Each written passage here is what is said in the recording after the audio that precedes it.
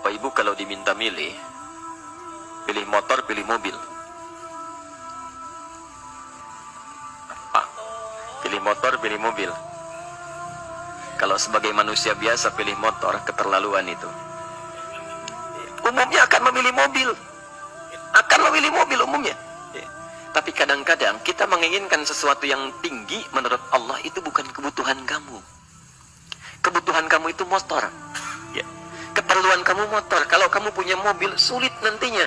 Gangnya sempit, mesti bikin garasi, anggaran bertambah, dipikirin juga. Capek. Sudah, motor saja, terbebas dari banyak kemacetan. Mampu diurai, tidak banyak difikirkan. Pelan-pelan. Turun ayat, kutiba alaikumul qitalu wa huwa kurhul lakum. Ya. Diwajibkan atas kalian berperang.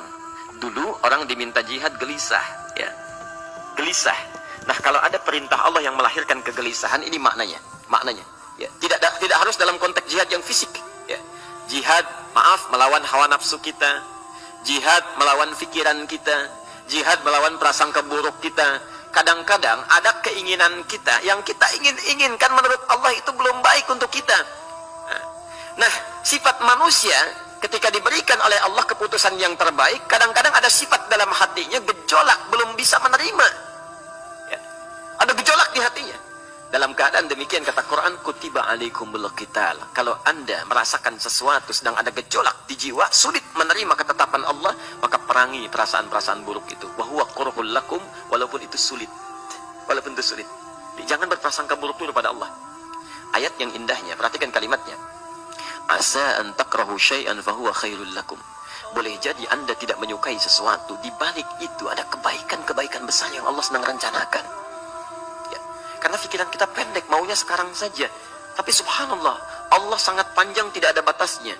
Allah memberikan maslahat sampai kamu meninggal, ini maslahatnya. Kamu berpikir sekarang saja. Wa asa an tuhibbu syai'an wa huwa syarrul lakum. Sedangkan boleh jadi di balik yang kita sukai ada keburukan yang sedang menunggu kita di depan ini, kamu tidak tahu. Ya. Apa logikanya? Wallahu ya'lamu. Allah tahu masa depan yang akan terjadi menimpa kita, wa antum la ta'lamun. Sedangkan kalian tidak bisa membaca masa depan. Ya. Saya punya adik perempuan datang lalu meminta doa. Kak, saya ingin tes katanya. Ya, di salah satu bank. Kemudian sudah pada tahap akhir yang menurut hitung-hitungan manusia dan perkiraannya insya Allah lulus, karena tidak ada alasan apa-apa lagi untuk tidak meluluskan. Baik, bismillah, kita berdoa. Tapi doa kita seperti dibimbing oleh Quran, tidak minta dunia saja, ya. Jadi dunia baik, Al-Baqarah 201, Rabbana atina fid dunya wa fil akhirah, ya. Dunia minta baik, akhirat minta baik. Tapi aturan dunia dan akhirat ini jangan disebandingkan, rugi. Dunia itu kecil, akhirat lebih besar. Dunia itu kecil. Makanya diatur di Al-Qasas, ya, ayat 77 sampai 78 itu.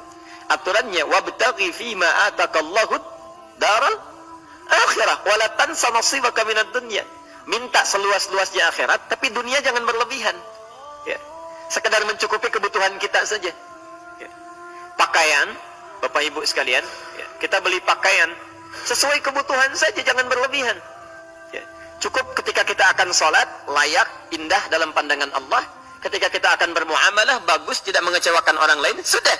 Maka waktu selebihnya, ketika kita mencari sesuai kebutuhan, waktu selebihnya bisa digunakan untuk memperbanyak ibadah.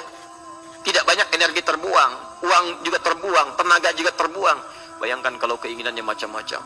Wah, ingin baju terbaru, ingin tasnya Hermes, mereknya dari Paris, sekarang juga mesti dibeli. Wah, uangnya sudah 400 juta keluar, tenaga mesti keluar, beli tiketnya macam-macam dan sebagainya. Habis waktu untuk mengejar dunia, ibadah tertinggalkan.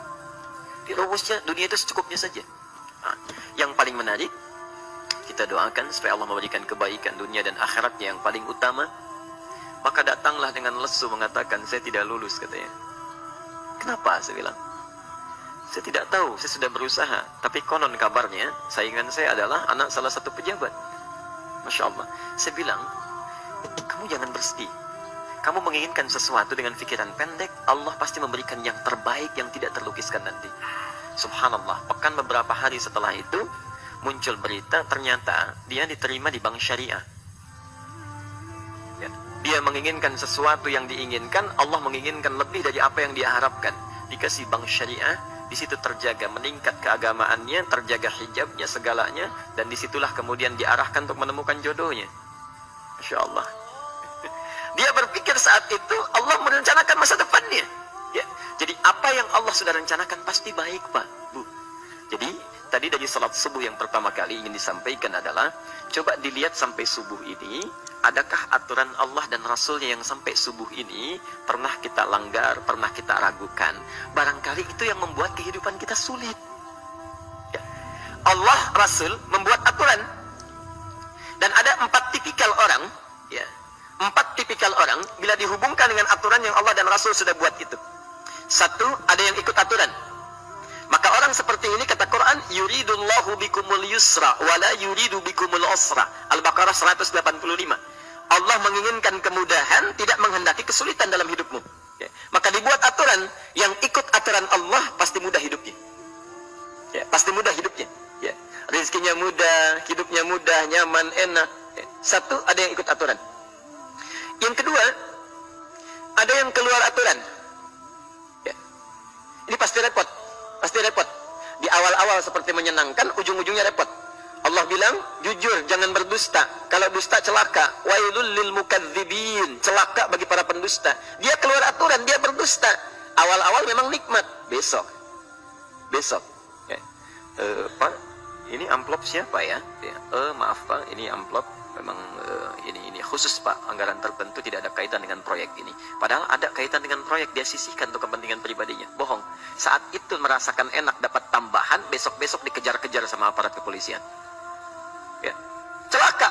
Wail, itu sudah keluar aturan pasti celaka. Ya. Subhanallah. Jadi ada orang kedua keluar aturan. Yang ketiga bikin aturan sendiri. Dikasih aturan, dia bikin aturan sendiri. Subhanallah. Kalau sakit, dibuat ketentuan. Sakit pertama, kalau biasa-biasa saja, ya subhanallah, ikhtiarnya pergi ke dokter. Seorang sahabat datang kepada Rasulullah, ya Rasulullah, saya sakit, tolong doakan saya. Kata Nabi, idhab ila tabib, pergi ke dokter. Ini orang pintar sekali. Kata orang ini, ya Rasulullah, Anda kan Nabi Rasul, angkat tangan Anda, Allah kan maha menyembuhkan, nanti Allah sembuhkan saya. Cerdas ya? Tapi subhanallah, Nabi harus lebih cerdas, dapat bimbingan dari wahyu. Pergilah ke dokter karena kesembuhan yang telah Allah tetapkan dititipkan di tangan para dokter. Masya Allah, pergi ke dokter. Ya. Itu rumus pertama. Nanti kalau dokter sudah pada hand up, ya, angkat tangan tidak mampu menyembuhkan, itu tandanya Allah ingin langsung menyembuhkan tanpa turut campur makhluk yang ada. Maka kaidahnya akan berubah nanti, ya, dari kaidah biasa kepada kaidah Al-Anbiya ayat 83 sampai 84. Itu aturan yang menyembuhkan langsung dari Allah Subhanahu wa taala. Tapi kalau Anda sakit, perginya ke dokter. Ya. Cuma ada manusia bikin aturan sendiri. Sakit, pergi ke dukun. Ya. Dukun nggak bisa, pergi ke paranormal. Dirinya pun sudah nggak normal. Makanya disebut paranormal, karena nggak normal. Ya. Tapi didatangi juga, gitu, bikin aturan sendiri. Karena itu jadi lebih sulit hidupnya. Ya. Doa, minta pada Allah, kan sederhana. Ya. Doa, nggak bayar, nggak ada macam-macam, Masya Allah, gampang sebetulnya. Ada kekeringan, sekarang kan banyak kekeringan ya. Banyak kekeringan. Dikasih rumus, subhanallah, dikasih rumus yang tidak perlu pakai biaya. Meluangkan waktu, itu pun berpahala juga. Dunianya dapat, akhiratnya melimpah. Ya. Dikasihlah salat istisqa. Masya Allah, tinggal minta, memohon kepada Allah. Salat, mengangkat tangan, mohon pada Allah, subhanallah. Manusia tidak bikin aturan sendiri. Digarami saja. Orang garamin sayur, dia garamin awan. Cari biaya, miliaran, terbang pakai pesawat. Kalau Allah tidak berkehendak, ya sudah. Ya. Ayo silahkan, berapa biaya yang mau kamu kumpulkan? Tenaga yang kamu kumpulkan, silahkan aja. Ya. Yang ini hujan, bikin kering lagi di sana. Sana hujan, bikin kering lagi di sana. Mau sampai kapan? Ya. Dikasih yang gratis, tinggal muncul. Cuma manusia bikin aturan sendiri, ya susah hidupnya. Itu yang ketiga. Yang keempat, ada orang nggak mau diatur. Allah bikin aturan, dia nggak mau diatur. Ya, Masya Allah, ini yang luar biasa. Inilah yang fasik. Fasik itu keluar dari aturan, menyimpang, tidak mau diatur dia. Ya, tidak mau diatur. Karena itu Bapak Ibu sekalian, dari ayat yang pertama ini, ya, mari kita evaluasi sampai dengan hari ini subuh. Dari ayatnya memang sederhana, singkat, padat, cuma satu ayat. tapi meminta kita untuk melihat, sudahkah sampai hari ini taat pada Allah dan Rasulnya. Yang kedua, ketaatan kita apakah selalu ragu atau sudah melahirkan keyakinan yang paripurna. Ya. Yang ketiga, pelajari aturan-aturan Allah terkait kehidupan kita. Aturan salat, aturan muamalah, ya, aturan beraktivitas, aturan berumah tangga. Pelajari itu supaya mendapatkan kemudahan. Biasanya kesulitan didapatkan karena kita belum mengenal aturan Allah dan Rasulnya.